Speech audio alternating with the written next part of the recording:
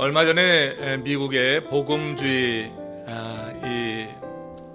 파트에서 대단한 그런 영향력을 발휘하고 있는 저자 한 분이 에릭 모텍서스라고 하는 분인데, 그분이 미국 교회 청년들이 떠나는 이유에 대해서 나름대로 연구해서 분석하고 이렇게 글로 기고한 내용이 있었습니다. 그 제목이 젊은 무신론자들에게서 배울 점들, 그래서 그들이 왜 기독교를 떠나는가 하는 그런 주제로 글을 썼는데, 그 글의 내용을 이제 전반적으로 요약해서 볼 때 우리가 이해하고 있는 바와 전혀 다른 그런 분석을 하고 교회가 그에 맞춰서 이제 나가게 될 것이다, 이렇게 제시를 합니다. 주목할 것이 뭐냐면, 그동안 교회가 생각하기를 청년들은 흥미 위주 그리고 재미 이런 것을 이제 추구하기에 거기에 맞춰서 사역이 이루어지고, 말씀도 깊이 있는 것보다는 사실 표면적인 반응을 이끌어내는 어떤 감정적인 그런 부분에 이제 치중해서 이 말씀을 전하고 청년 그 사역을 이루어 나갔는데, 사실은 그렇지 않더라. 이 청년들에게 이렇게 그 이유를 분석한 내용은 사실 우리 장년들도 새겨 들어야지 될 그런 내용인데, 그에 따르면은 이제 한 그런 설문조사 결과에 의하면은 청년들의 비율을 맞추면서 교회가 이런저런 프로그램을 세워보고, 그리고 그 말씀에 그런 이런 내용이 깊지 않은 그런 내용으로 인해서 결국은 그것이 교회에 청년들이 남지 않고 떠나게 된 원인이 되었다 하면서 이런 설문조사 결과를 냈습니다. 설교자가 누구든지 무엇인가를 정확히 아는 상태에서 그에 대한 확신을 가지고 그리고 전한다고 하면은 그가 하는 말에 다 귀를 기울일 것이다, 그의 말을 존중할 것이다, 이렇게 대답을 했다는 거예요. 사실 여러분, 이 사실이 우리에게 시사하는 바가 상당히 큽니다. 청년들에게 외면당하지 않을까 하는 의심 갖고 청년들의 그런 표면적인 반응에 이제 관심을 가우리고 그렇게 말씀을 대언하고 사역이 이루어 나갈 때 사실은 청년들의 삶의 변화를 이루는 그런 영향력 있는 그런 사역이 되지 못했다고 하는 것이에요. 교회에서는 우리가 진심으로 믿어야 될 것이 무엇이고, 그것이 정말 우리의 삶을 바꿀 수 있고 다른 이들의 삶을 바꿀 수 있다고 하는 그런 메시지가 어떤 대가를 치러야 하는지 알도 담대히 선포되어야지 된다고 하는 그런 분석이었는데 상당히 공감이 됩니다. 사실 많은 설교자들이 유혹받는 것은 사람들의 감정을 터치하고 그 감정 터치를 통해서 관심을 갖고 교회를 이끌어드리려고 하는 그런 것이지만, 실제로는 말씀 자체가 그 속에서 역사할 때 그것이야말로 능력 있게 삶을 변화시키면서 교회를 굳건히 세울 수 있다고 하는 거예요. 이런 점에서 사도행전 4장 12절에서 사도 베드로가 선포하는 이 말씀을 우리가 지금 새겨봐야 될 것 같습니다. 함께 읽습니다. 다른 이로서는 구원을 받을 수 없나니 천하 사람 중에 구원을 받을 만한 다른 이름을 우리에게 주신 일이 없음이라 하였더라. 여러분, 이 기본적인 이 메시지가 여러분들의 입술에도 고백되기를 축원합니다. 다른 이에게 다른 이름이 없습니다. 천하 사람 중에 구원 얻을 이름은 우리 주 예수 그리스도밖에 없다고 하는 이 가장 기본적인 이 메시지에 대해서 우리 자신이 확실히 이해를 하고 이 부분에 대해서 여러분 고백하며 나아갈 때 교회는 서는 거고, 그리고 여러분들의 삶도 영적으로 더욱더 굳건히 세워질 줄로 믿습니다. 베드로가 처음부터 이런 고백을 한 것이 아닙니다. 베드로는 예수님이 잡히시던 밤에 예수님을 3번 부인한 배신자입니다. 예수님을 저주하며 부인까지 했었습니다. 또 예수님이 십자가에 못 박히시자 유대인들이 무서워서 고향 갈릴리로 도망쳐버린 그런 비겁자였어요. 그런데 그 주님이 부활하신 새벽에 막달라 마리아와 다른 여인들과 이 함께 무덤에 차였을 때, 그때 천사를 통하여서 그 여인들에게 하는 이야기를 한번 들어보십시오.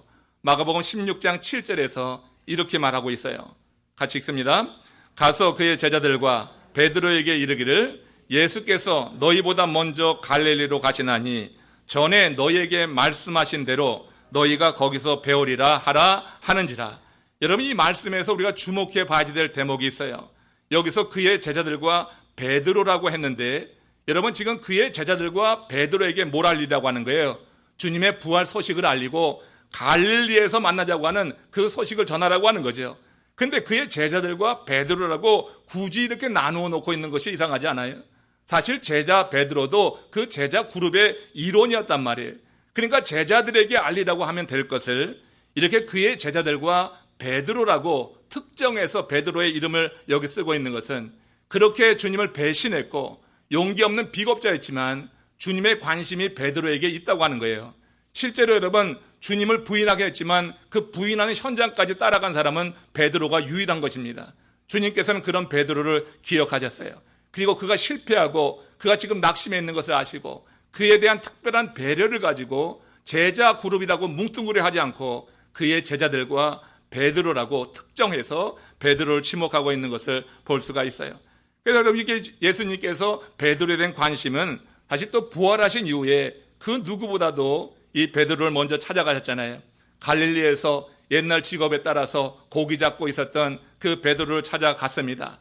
그를 나무라기 위해서가 아니라 다시 세워서 그를 주님의 남은 유업을 위해서 쓰시기 위해서 찾아가신 거란 말이에요. 그러니까 주님은 밤새 헛수고한 그에게 뭐라고 명하셔요? 오른편에 그물을 내리라고 명령하신단 말이에요. 사실 이 명령은 예수님께서 그들을 처음 부르실 때 행하신 그런 명령과 동일한 거예요. 그래서 첫사랑을 회복시키기 위해서 그렇게 찾아가서 비겁하고 그렇게 배신했던 베드로를 다시 세우는 과정 속에서 처음에 그들이 열정을 가졌던 주님의 그 역사를 경험했던 그 그물을 오른편에 내리라고 하는 말을 통하여서 그들 가운데 함께하는 것을 보게 돼요. 그리고 밤에 허기진 것을 아시고 생선을 굽고 떡을 준비해서 그들의 배까지 채워주시는 이런 배려를 볼 수가 있는 것입니다. 주님은 이렇게 베드로에게 특별한 섬세한 배려를 가지고 그가 실패한 그 자리에서 일어나도록 도우셨다고 하는 것을 우리는 기억해요. 이렇게 주님을 부인한 죄책감에 사로잡혀 있던 베드로, 주님의 섬세한 배려로 말미암아서 완전히 회복되게 되는 것입니다. 그리고 마가의 다락방에서 경험한 그 불같은 성령의 체험 이후에 베드로는 완전히 다른 사람이 되었어요. 그래서 지금 막강한 권한을 가지고 있는 사내들인 앞에서 지금 사도행전 4장에서 그렇게 담대하게 선포하고 있는 거예요. 구원 얻을 다른 이름을 주신 일이 없다, 이렇게 선포를 하고 있는 것입니다. 오직 주님만 전하는 그런 전도자가 되었어요. 사내들인 공회원들은 그의 말이 그의 학문에 비교해 볼 때 매우 논리가 정연한 것에 놀랐습니다. 또 그로 인해서 병 나은 사람들이 함께 있는 것을 보고 그들을 어떻게 할 수가 없는 거예요. 그렇게 논리 정연하게 선포하고 그로 말미암아 영향받고 이제 병이 나아서 큰 기쁨을 갖고 있는 사람들이 진치고 있을 때 그들을 잡을 수는 없었어요. 그래서 이렇게 경고를 합니다.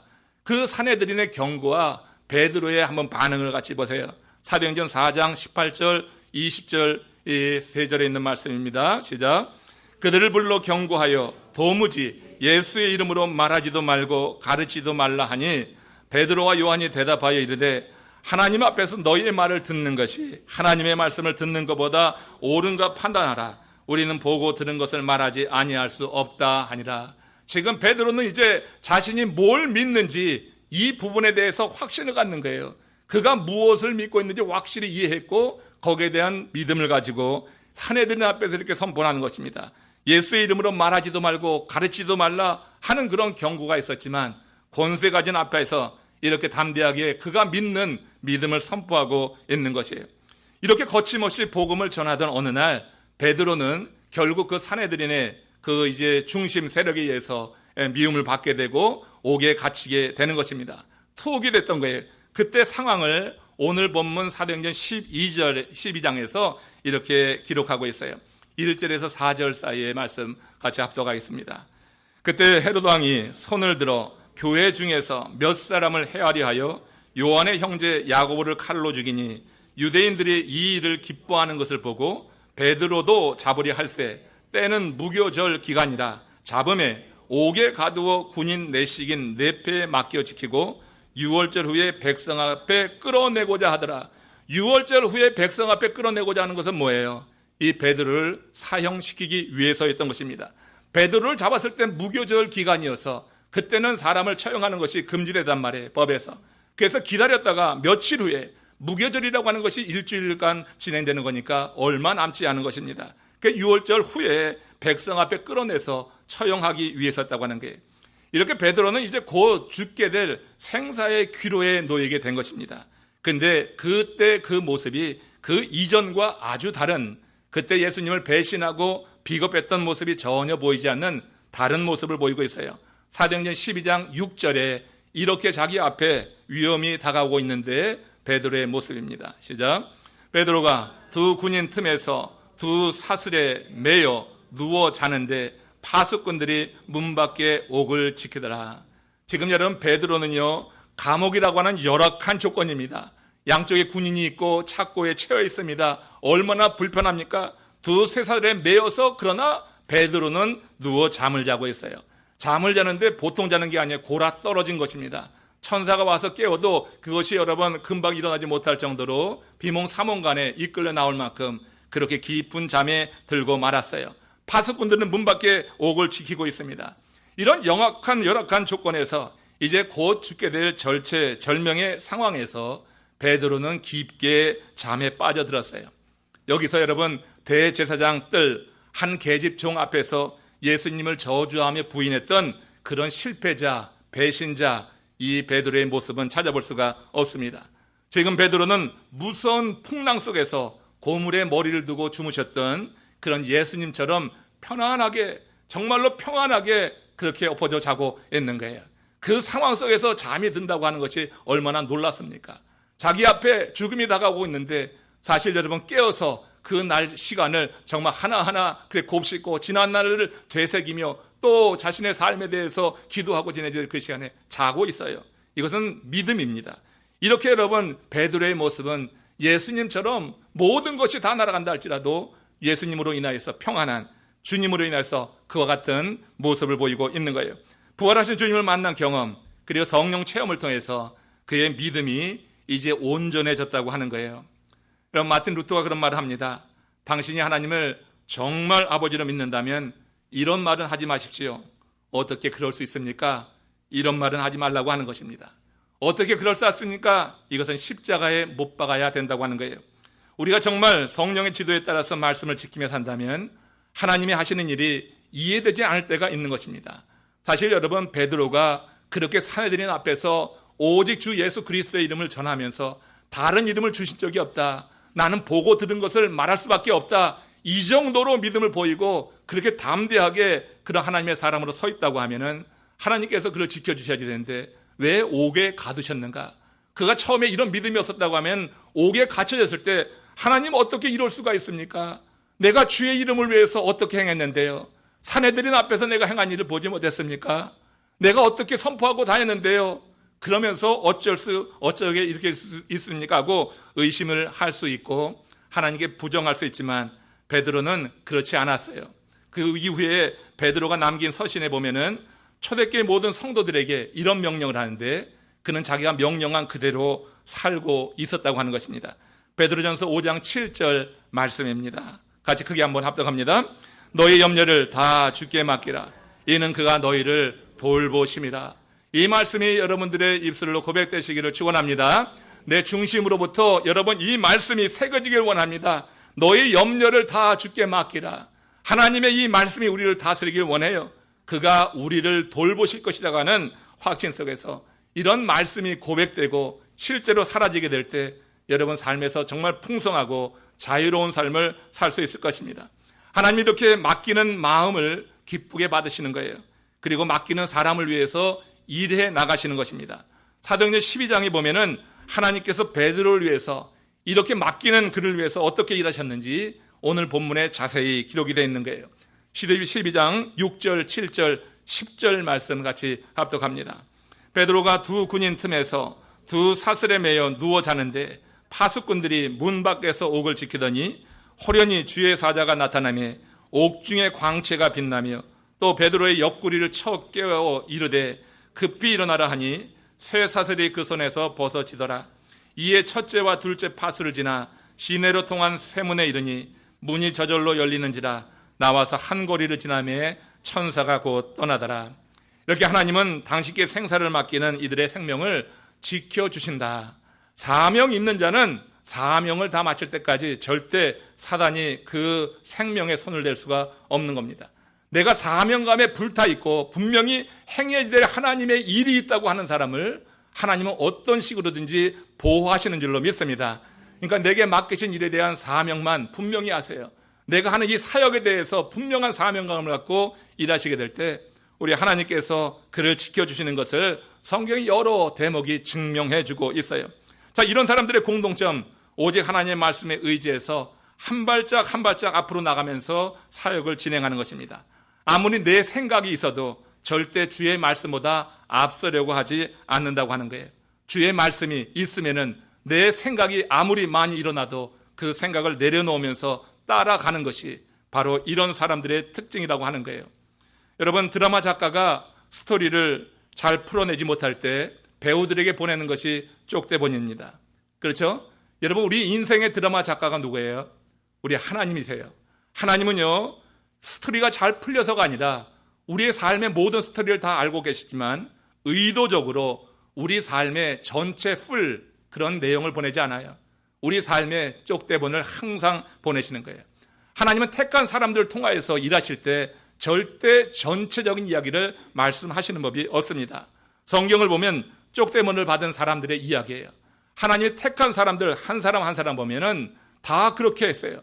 하나님이 주신 말씀에 순종할 때 그 다음 삶의 내용에 대해서 보내주시고 그 말씀에 순종할 때 또 다른 내용을 보내주시면서 하나님이 당신의 방식으로 그 삶을 이끌어가면서 하나님의 일을 이루신 줄로 믿습니다. 절대 그들의 생각이 앞서가게 하지 않았어요. 그 말씀에 따라서 쫓아오게 하셨지 앞서가지 않도록 그렇게 하나님이 행하셨던 것을 보게 되는데, 대표적인 사람이 여러분 아브라함 아니에요? 창세기 12장 1절에 보면 너는 너희 본토 친척 아비 집을 떠나 내가 네게 지시할 땅으로 가라. 지시할 땅으로 가라고 했지만 어느 땅이라고는 말씀해 주지 않았단 말이에요. 그가 중요한 것은 뭐냐면 이 대본을 받아들고 그가 할 일은 뭐냐면 그의 그 본토 아비 집을 떠나는 것입니다. 일단 떠나는 것입니다. 어디로 갈 수 있는지 알 수도 없지만은 그러나 일단 떠나는 순간 엉덩이를 들고 일어나서 한 발짝 내딛는 순간 그때 하나님께서 그 갈 길을 예비하시고 이끌어 가셨던 것을 우리는 창세기 아브라함을 하나님께서 쓰시는 과정 속에서 볼 수가 있어요. 아브라함은 명령에 주저하지 않고 따라갔습니다. 그러다가 중간중간 실패도 했어요. 여러 가지 실패 속에서 망신도 당하고 위기에 놓이기도 하고 여러 가지 실패도 경험했지만 하나님께서는 그를 포기하지 않고 계속해서 또 말씀을 보내주시고 그런 와중 속에서 이 말씀을 따라가는 것이 사는 길이구나. 내 이 말씀을 앞서가다가 내 생각대로 가다가 결국은 되는 것이 아니라 막히는 것이구나. 이 사실을 깨닫게 되죠. 그러면서 어떤 말씀이 대본으로 온다 할지라도 그 다음에는 그 말씀에 무조건 순종하는 그런 모습을 보게 돼요. 그 후에 여러 대본이 왔는데 그는 믿음의 조상이라고 하는 인정을 받기 전에 하나님이 마지막으로 그에게 보내신 그런 그 인생 대본이 이런 거였어요. 창세기 22장 2절 말씀, 그 유명한 말씀이 이래서 나온 것입니다. 시작.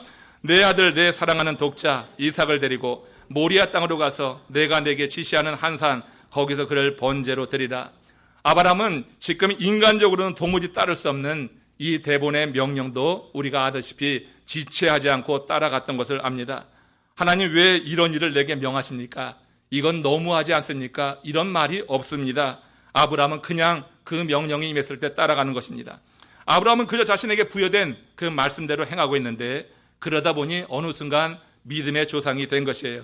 처음부터 믿음의 조상이 아니라고 하는 겁니다. 처음에는 그도 실패했습니다. 망신도 수치도 당해봤습니다. 어려운 가운데 죽음의 위기도 놓여봤습니다. 처음에는 그 대본대로 살지 않은 적도 있었고 자기 생각대로 살다가 그런 상황에 처해진 적이 있었어요.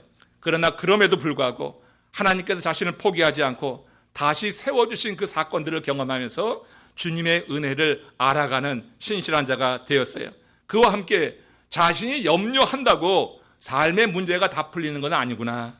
하나님께 맡길 때 우리 하나님께서 일을 풀어나가시는구나 하는 사실을 그의 인생의 여러 여정 속에서 아브라함은 깨닫게 됩니다.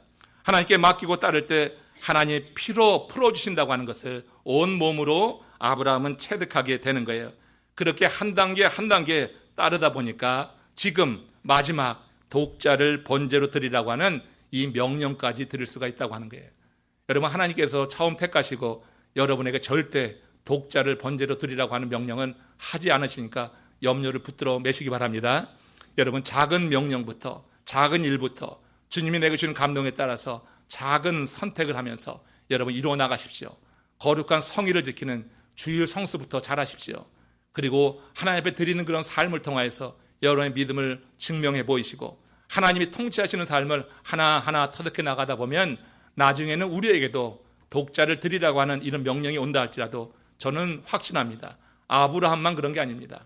우리들도 그 단계를 통하여서 나가다 보면은 내가 감당하기 어려운 일이라 할지라도 하나님의 명령이라고 하는 확신이 있을 때, 이건 하나님이 정말 내가 주신 그런 명령이라고 하는 성령의 감동이 있을 때 어떤 일이든지 우리의 생명까지도 내어놓을 수 있는 그런 결단을 하는 믿음의 사람이 될 줄로 믿습니다. 그런 사람을 하나님께서는 눈동자같이 지키시는 거 아니겠어요? 그렇게 사명감에 불타있는 사람을 하나님께서는 잊지 않고 그가 외치는 그 신음소리에도 하나님은 귀를 기울이시고 그 삶에 동행하신다고 확신합니다. 시집간 딸이 오랜만에 친정을 찾아왔습니다. 그 어머니 삶이 너무나 고달팠던 것을 알았어요. 시집간 딸이 시집살이를 독하게 한 것이에요. 독한 시어머니 만나서 아주 너무 힘겹게 시집살이 하다가 친정을 방문했으니 얼마나 그 감회가 크겠어요. 그리고 그 엄마 살아온 인생을 볼 때 어떻게 살았을까? 그 딸로서 엄마 삶을 가까이 지켜봤던 그 딸이 엄마에게 물었어요. 엄마, 도대체 그 모진 세월을 어떻게 견디셨어요? 엄마가 살아온 걸 내가 보니까, 시집가서 보니까 이제 알겠어요. 그 모진 세월을 어떻게 견디셨어요? 그때 그 엄마가 딸에게 이런 이야기를 하는 겁니다. 그 시절을 아궁이 앞에서 불을 지피면서 엄마 하고 작게 부르면서 울면서 힘을 얻었지. 장작 소리에 울음소리가 밖으로 나가지 않는 그 장작 소리가 날 때 그때 흐느껴서 엄마 하면서 그 울음소리가 밖으로 흘러나가지 않도록 하면서 울음이 바깥으로 나가면 또 야단을 맞으니 울음소리까지 죽여가면서 장작 소리에 맞춰서 울면서 힘을 얻었다. 엄마라고 하는 그 이름 한번 부르면은 그렇게 힘이 되었어. 이렇게 딸에게 대답해 준 것입니다. 여러분, 우리 삶이 이해되지 않을 때 우리가 무엇보다 먼저 해야 될 일은 뭐냐면은 아버지, 그 이름을 불러보는 거예요. 하나님은 우리를 택하셔서 당신의 자녀로 삼아주셨어요. 우리가 하나님의 아들이요 딸이다, 내가 하나님의 자녀라고 하는 정말 믿음이 있다고 하면은, 그러면 그때 여러분 아버지 이름을 불러야지 되는 것입니다. 우리 주님께서 로마서 8장 15절에서 너희는 다시 무서워하는 종의 영을 받지 아니하였고 양자의 영을 받았으므로 아버지라 부르짖느니라고 했어요. 우리 하나님의 자녀가 되었어요. 이제 여러분들은 하나님의 그 은혜에, 그런 은총 안에 거하는 특권을 누린 줄로 믿습니다. 우리가 아버지라고 하는 이 한마디, 내가 나와서 너무 인생이 기가 막혀서 기도도 나오지 않고 논리적으로 할 수 없을 때 그냥 그 어머니가 장작을 떼면서 장작 소리에 맞아서 엄마 할 때 힘을 얻듯이 우리가 여러분 아무런 기도 내용이 없어도 아버지 하면서 하나님의 이름을 부를 때 하나님께서는 우리의 인생을 훤히 보시기 때문에 하나님께서 가장 선하게 우리의 삶을 이끌어 가실 줄로 믿습니다. 기막힌 인생 가운데 눈물 흘리는 분이 계십니까? 너무너무 답답해서 인생살이에 여러분 불행하다, 너무너무 고통스럽다, 차라리 죽는 게 낫겠다 생각하는 분이 계십니까? 여러분, 그때 불러야지 될 이름을 이미 우리 주님께서 우리에게 주셨어요. 양자의 영을 더하여 주셔서 우리가 하나님을 아바라고 부르는 것 대단한 특권임을 아시고 주님의 이름을 부르게 될 때 우리의 온 모든 삶을 우리 주님께서 관여하시면서 그 삶 속에서 역사하시는 줄로 믿습니다. 인생의 모든 문제를 맡기는 자에게 하나님은 기쁨으로 그 삶을 받으시면서 그 삶 속에 역사하시고 당신이 이루실 일을 행해 나가신다고 하는 거예요. 앤서니 라빈슨이라고 하는 이가 내 안에 잠든 거인을 깨우라고 하는 책을 썼습니다. 여기서 능력의 집중을 강조하죠. 사람을 극적으로 변화시키는 것은 능력의 집중이라고 말하는 것입니다. 조절된 집중력은 레이저 광선과 같다고 하는 거예요. 그래서 우리를 가로막고 있는 어떤 것이라도 뚫어낼 수 있다고 하는 것입니다. 여러분, 조절된 집중력, 이거는 주의 이름을 부를 때 하나님이 우리에게 주시는 능력인 줄로 믿으시기 바랍니다. 인생에 많은 문제가 있을 때 분산이 됩니다. 생각이 분산되면은 내 행동도 분산되고요, 이것저것 쓰셔보고 들쓰셔보다가 결국은 아무런 인도 이룰 수가 없는 거예요. 그럴 때 여러분, 우리의 생각이 주님 앞에 집중되면 우리 주님께서 내 인생의 모든 문제를 주의 능력 가운데서 우리에게 주시는 지혜를 통해서, 당신의 역사를 통해서 풀어내시는 기회를 우리에게 허락하실 줄로 믿으시기 바랍니다. 하나님 앞에 우리가 주의 이름을 부르는 우리 마음 가운데 하나님 우리의 많은 5만 가지 생각을 떨쳐내고 우리가 집중해야 될 그런 부분에 대해서 분명히 빛을 비춰주시면서 우리의 길을 이끌어 가시기에, 그래서 인생의 많은 문제도 사실은 주의 이름을 부르면서 주님께서 함께 하신다고 하는 그 믿음이 임하게 될 때 두렵지 않은 거예요. 그러나 여러분, 그렇게 집중하지 못하면 온통 세상 일은 다 두렵고 우리를 정말로 오라부게 하는 그런 일들로 가득 차 있는 것을 알 수 있습니다. 최근 베트남에서 박항서 감독이라고 여러분 들어보셨어요? 옛날에 우리 국가대표 축구 선수였는데 이 박항서 감독이요, 짤막하고 또 머리숱도 많지 않고 외적으로 보면 그는 그렇습니다. 근데 지금 그 베트남에서는 최고의 인기를 구가하고 있다고 그래요. 그렇죠? 들어보셨죠? 그래서 여러분, 지금 베트남에서 바카스가 대박을 터뜨렸대요. 박항서라 이름이 비슷해가지고 이 박항서 감독이 선전하는 커머셜 나오는 바카스가 대박을 터뜨렸다고 하는 그런 소식을 듣습니다. 여러분, 이 박항서 감독 한 사람이 베트남 국가대표 축구팀을 완전히 변화시킨 것 아닙니까? 베트남 국가대표 축구팀은 동남아시아에서도 2류에 불과했어요. 불과 1년 전만 해도 동남아시아에서도 2류에 속하는 그야말로 후진 축구팀이었습니다.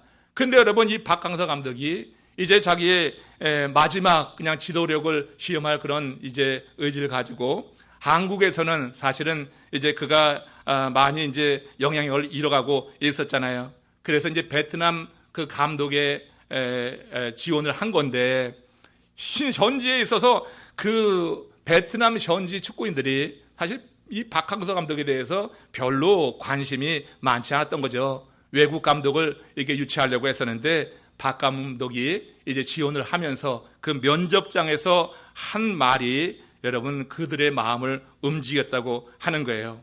이런 말을 했다고 합니다. 잘 보세요. 나는 키가 작습니다. 하지만 현역 시절 빠르고 부지런하게 뛰면서 태극 마크까지 달았습니다. 내가 보니 베트남 선수들도 작지 않습니까?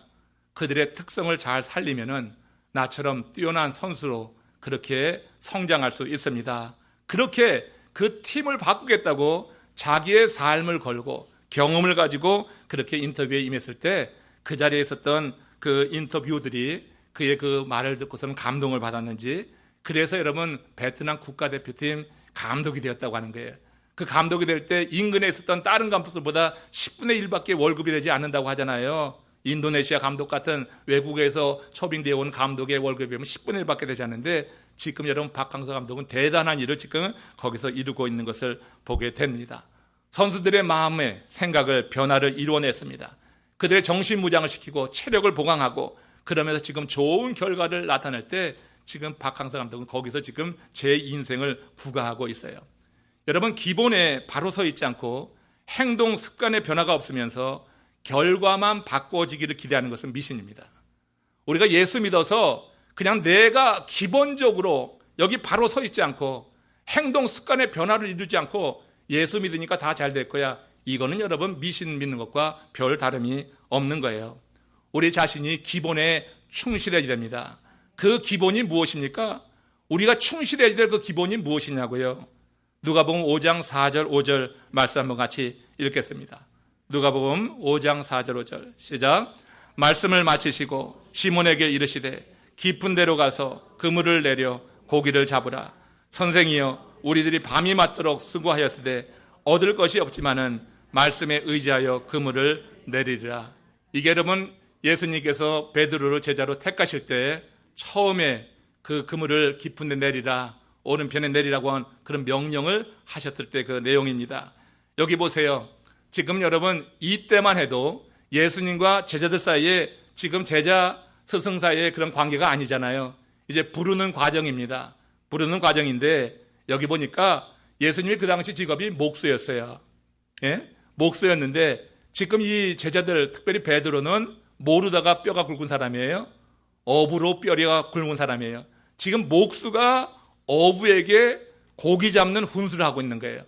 이런 말을 누가 들었습니까? 여러분, 누가 와서 목회도 해보지 않았는데 여러분들이 목회 훈수 들으면 제가 듣겠습니까? 안 듣는 것 같은 거죠. 지금 여러분 이 어부로다가 뼈가 굵었는데 목수가 고기 잡는 것을 훈수하니까 이거 기분 나쁜 일일 수 있거든요. 그런데 이 어부가 그 말을 경청하고 그대로 따랐던 거예요. 그러자 기적이 일어났잖아요. 그러면 이렇게 명령과 순종 사이에 뭔가 있었던 것이에요. 명령과 순종 사이에 무엇이 있었죠? 예수님께서 그날 아침에 베드로의 배를 빌렸어요.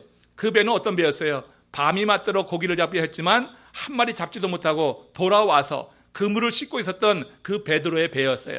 그 배를 빌려가지고 해안으로 조금 떨어져서 거기서 그날 아침에 주님께서 강론을 하셨어요. 천국 말씀을 전하셨어요. 그때 베드로도 그 자리에 있었단 말이에요.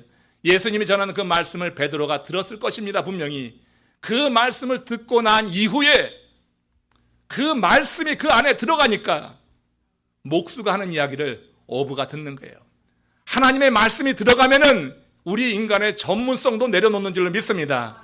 전문성을 가지고 주장하는 것은 신앙인이 할 일이 아닙니다. 하나님의 일을 이루는 사람은 그 전문성만 가지고 할 일이 아니에요.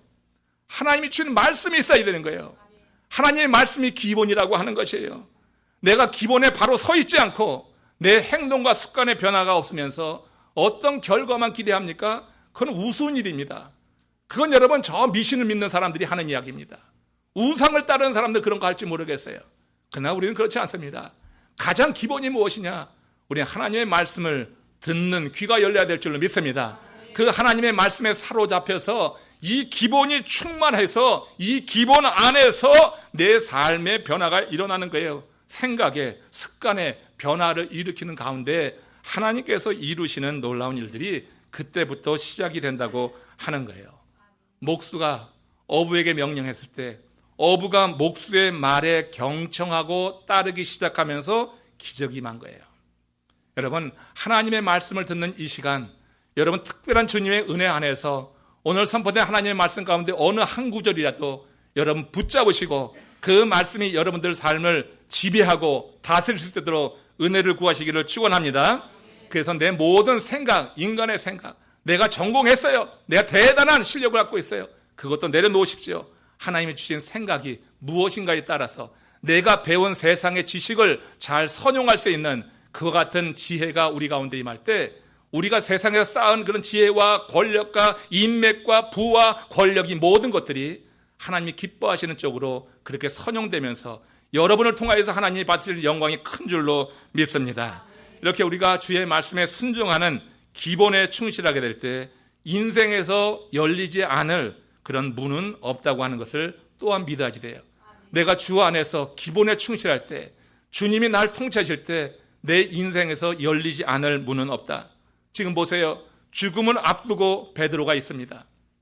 베드로는 며칠 지나면은 6월절 이 기간이 되면은 결국 끝나게 되면은 죽고 말 그런 운명이 되었어요. 이런 상황에서 예전에는 보이지 않았던 그런 아주 담대한 모습으로 그 상황 속에서도 기쁜 잠에 빠져들었어요. 맡기라는 주의 말씀을 그 말씀대로 받아들이고 베드로는 그야말로 모든 것을 다 맡기고 생사를 다 맡기고 그 자리에서 그렇게 엎어져 잠에 깊이 빠져들 수 있었다고 하는 거예요. 그 다음 일을 하나님께서 이루신 거예요. 당신께 맡기시는 그런 베드로의 그런 믿음을 보고 주님은 부담이 있는 거예요. 우리가 죽음까지 정말 불사하고 하나님께 맡기게 될 때 하나님이 내 삶을 보고 부담스러워 하실 정도로 그렇게 여러분 결단하시고 행해 나갈 수 있는 신실함이 있기를 주의 이름으로 축원합니다. 하나님을 좀 부담스럽게 만들자고요. 하나님이 전혀 부담스럽지 않게 하나님도 좋고 우상도 좋고 세상도 좋고 뭐 말씀도 좋고 이것저것 다 좋은 모든 것으로 주인을 삼으려고 하는 그런 유혹을 떨쳐내고 기본에 충실합시다. 우리 주님이 통치하시는 삶, 그 주님이 통치하시는 삶은 주의 말씀 가운데 순종함으로 나타나는데 그 말씀에 순종할 때 이렇게 인생의 문이 열린다. 죽음을 앞두고 베드로가 맡기고 잠들었을 때 하나님께서는 그를 위해서 일하셔서 정말 놀라운 일이 벌어졌잖아요. 겹겹이 쌓여 있었고 지금 닫혀 있었던 문이 저절로 열리는 거예요. 그를 가두었던 여러 겹의 옥문이 하나하나 저절로 열려져 나가는 거예요. 내가 열려고 할 때 아무리 열려고 해도 밖에서 틀어막으면 열리지 않아요. 그러나 여러분, 우리가 기본에 충실하여서 주 앞에 맡기며 하나님이 함께 일하실 것을 구하고 나가려고 할 때 하나님께서 이루시는 그런 증거가 있는 삶이 그래도 적어도 한 번에 있어야 될 거 아니에요.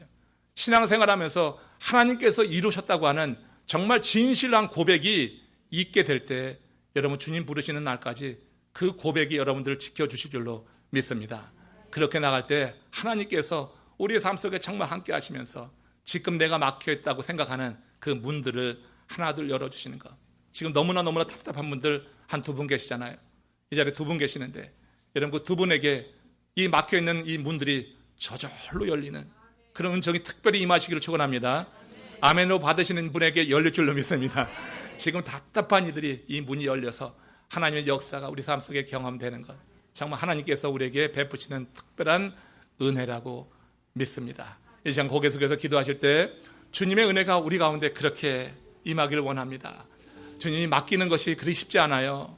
왜냐하면 맡긴다고 할 때 위험을 감내하지 되는데 인간은 참 두려움이 많아요. 그 위험을 감내하고자 하는 그런 용기가 없어요. 그래서 부인하는 거예요. 그래서 비겁하게 사는 거예요. 그래서 하나님의 그런 영광을 보지 못하는 거예요. 주께서 우리에게 원하시는 삶이 분명히 있습니다.